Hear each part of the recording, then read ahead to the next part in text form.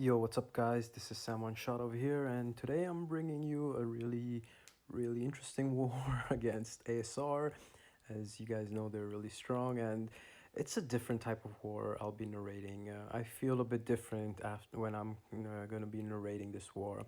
Anyways, I'm on my path 3, section 1. This is a rank 3 human torch. I didn't have any other champ before him, so I go in with Quake. And yeah, it's I didn't even notice that it was a rank 3 human torch until right now, and I'm just commenting about it and stuff. So yeah, I mean, I wasn't too worried about him. I mean, as long as it's a human torch, I can totally get that fight done with Quake. So as you can see, he's dropping. I've boosted up pretty hard and pretty big. And yeah, it's like, you just 45 seconds in a timer, and there you go, he's down 48 seconds. So pretty straightforward, pretty easy fight, and I'll be taking this next node with MODOK. As you know that I see this MODOK a lot of times, so I'm not worried about it. Yeah, so I'm gonna be taking this MODOK on Psychic Thorns and Limber as well. So yeah, the Limber can be a bit of an issue because if you're using Quake, that stun timer, it takes some time, and so you can't put that many concussions on the opponent. But as you can see, this is a rank 5 MODOK, so I wasn't too worried about it. I mean, if you look at the PI of this MODOK compared to the one of Human Torch, the Human Torch fight seems much more tougher because he was a rank 3 and this is just a rank 5. So no worries, I'm doing my Quick and Shake style. Was totally concentrated for this war. I was I wanted to bring in a different team, but in the end I took this one just because my officers said it was probably the best choice. But I want to start using a little different type of champs. Like, I'm gonna work on it in off season. I'm gonna try and convince my officers, and I want to like really bring in like an Omega Red instead, because kind of like, yeah, I mean, I'm good at using Quake, and but I want to enjoy as well by using other champs, and if I can master them, in the sense that if I can build their trust and stuff, I can do that. So as you can see here, I'm on my section 2, but I gotta take path 2 as well. So this is an encroaching stun. What happens is basically that every, I think, 20 seconds on the timer, you get stunned if you don't land a special attack. So here I'm waiting for like to start quaking and stuff, as you can see, but I can't see the timer, so I start quaking at this moment, because with Quake you can do this node if you start at like 251. So I start quaking and shaking at 251. That's when you start doing it. Otherwise, if you don't do it at that time, if you do it before, you can get the stun. So that's how it works. So as you can see, I bypassed the encroaching stunner node, and Rhino, he's just a rank 2 Rhino, so no big issue.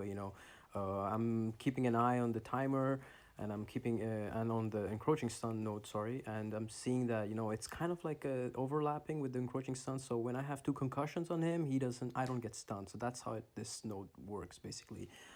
This was my, like, I have faced this node before, but like it's always like you have to keep an eye on this encroaching stun timer and stuff, so it can be a bit of an issue if you don't see it, especially like the Alliance War maps. You always fight on this map, if anybody has noticed. So here it's all done. It's like minute and 10 seconds into the fight, and Rhino goes down. So I was a little bit worried because of I don't want to like get beaten up by Rhino if I would have got stunned, but yeah, no big deal. So here I'm taking a Dormammu now next.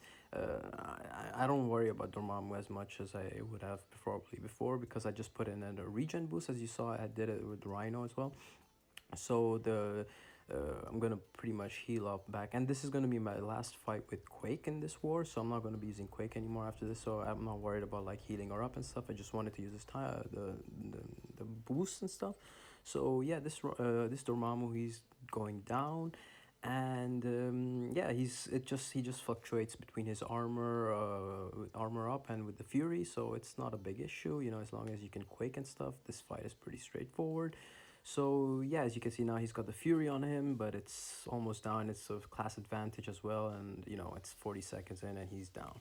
So next node is my second rank 3 of this fight. As you can see, I'm pretty much boosted big, and it's a rank, I had a human torch before that was a 6-star rank 3, and now I'll be taking this Mysterio rank 3 on this buffet node. And of course I'll be using Warlock, so I'm putting in my boost as well. So I didn't use the health boost. I never use a health boost with Quake. It's just pointless. You just end up using more potions to heal her up. I would never advise anybody to use a health potion, a health boost with Quake. So as you can see, I'm putting the big boys, and I'm gonna be even using. I'm just waiting for the boost to expire, and I'm gonna be starting with the power advanced boost. So yeah, I'm gonna be taking this Warlock, and I kind of like approach this fight in a different way, because I wanted to like parry him first, Mysterio, get a lot of infections on him. I'm just checking here, my boosts are all right, so it's okay. So I'm gonna start by parrying him a lot to get more infections. As you know that if you parry, you get like 4 infections and stuff. So I'm parrying him because I don't want to like just want to like get the infections on him and stuff. So he's already at 17, as you can see, and I'm just kind of like playing it a little bit over here, just like making fun out of Mysterio in a way. And then here I just throw my SP2, and that's got 2 infections on him, and he's like already 50% and stuff. So here I'm back to my SP2, and just look at this SP2 damage. It's ridiculous. It just destroys him. A 30-second fight. So yeah, that's the end of my war, but now you're gonna see what's gonna happen next, and this is unexpected. At least in my case, I have never ever lived a situation like this. So towards the end of the war, there was an emergency maintenance around like just half an hour before, or like 40 minutes, and we were like, oh, everybody was like, I was seeing a lot of banter in the chat, and I was like trying to like understand, but I didn't understand. So I tried to get into game, and I saw like you couldn't. It was an emergency maintenance, so I was trying to understand what's gonna happen. The ASR still had some nodes left, and at this point we were 3 to 4. Like we had given 4 deaths and ASR 3, and it was 100. We had finished the map, and they had like 9 champs left exploring. And we were like, maybe they won't finish it because they still had to do the boss nodes and stuff. And everything was like everything was chaotic. And I didn't understand anything because an emergency maintenance just before, like half an hour before the war ends. And they had still 9 champs left, and we had done the map. And you're going to see what the hell happens. We lose. This is my first ever loss in KenOB. I can't believe it. I was like, wait, what? We lost? I mean, literally, I'm like really shocked when I just realized this. But look at the score. They died only 3 times, and we died 4 times, and we had a full diversity. Everything was there. We put the whole flow node and stuff. So, I mean, you can't blame anything on us, because 4 deaths is peanuts if you think about it. It's just that ASR, they played well. They played better than us. That's what it is. They played better than us. They came together as an alliance in a moment where there was emergency maintenance, and things could have seemed rough in that moment, but we lose. And yeah, I mean, I'm still like, I don't know what to say. And this is we lost, so we are still first despite this defeat against ASR, and we are hypothetically champions of this season. I don't even know that right now, because we need to like win the last war in order to like confirm ourselves as champions. So yeah, I mean, it's gonna be a really crazy last war of Alliance season, and ASR, they're number 2, so there's like a 400,000 kind of like around average difference between us and them. And I have a feeling our next war is gonna be not that easy. It's gonna be a tough war.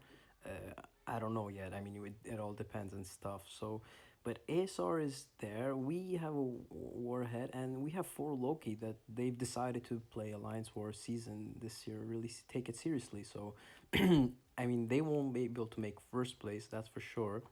They probably will come in third or second, or maybe masters, like but they can't win. With only our only direct opponent is ASR. And if you look at it, I mean, we have like New Nation. NY got defeated. They lost against 4 Loki. So that puts us in a tight situation right now. We gotta win. And I'm shocked. I mean, I don't know. I'm speechless. But anyways, congratulations to the MVPs, especially of ASR and of KenOB. And yeah, that's my first defeat I've ever faced. So I don't know what to say. I'll see you all guys in the next video, and hopefully we can win and confirm ourselves as season champions. Take care, everybody, and see you in the next one. Bella.